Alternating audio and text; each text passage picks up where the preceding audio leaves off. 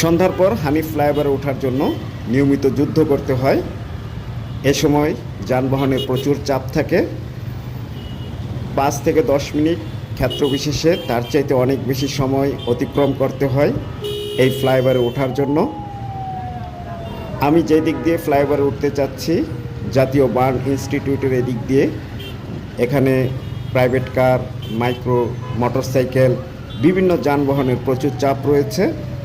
সোজা যে রাস্তাটা চাংখারপুলের দিকে গিয়েছে, সেই রাস্তাতেও প্রচুর যানবাহন রয়েছে এবং অনেকক্ষণ যাবৎ বিভিন্ন যানবাহন অপেক্ষা করছে।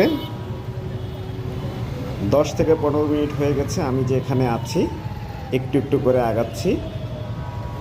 বিশেষ করে সামনে দেখা যাচ্ছে ব্যাটারি চালিত অটোরিকশা। এরা তো কোনো নিয়মকানুন মানেই না। হঠাৎ করে তারা স্টার্ট দেয় এবং ধুম করে সামনে চলে আসে।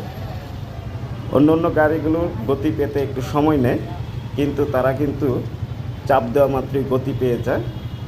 ডানে কে আছে, বামে কে আছে, সামনে কি আছে, এগুলোর কিন্তু তারা কোনো ধার ধারে না। যদিও তারা ফ্লাইওভারে উঠবে না, কিন্তু তারা সোজা যাবে, কিন্তু ভালোই প্রতিবন্ধকতা তারা তৈরি করছে। তাদের কারণে শুধু ফ্লাইওভারে উঠতে গিয়ে নয়, পুরো ঢাকা শহরে কিন্তু ভোগান্তির সম্মুখীন হতে হচ্ছে। গাড়িগুলো অনবরত হর্ন বাজিয়ে চলেছে। এই যে ব্যাটারি চালিত অটোরিকশাগুলো, এরা কাউকে সামনে যেতে দিচ্ছে না। ফ্লাইওভারে উঠতে ভালোই প্রতিবন্ধকতা তারা তৈরি করে। সবচেয়ে বড় কথা হলো, এদের কারণে বড় বড় অ্যাক্সিডেন্ট হচ্ছে। ডানে কে আছে, বামে কে আছে, এগুলোর তারা পরোয়া করে না।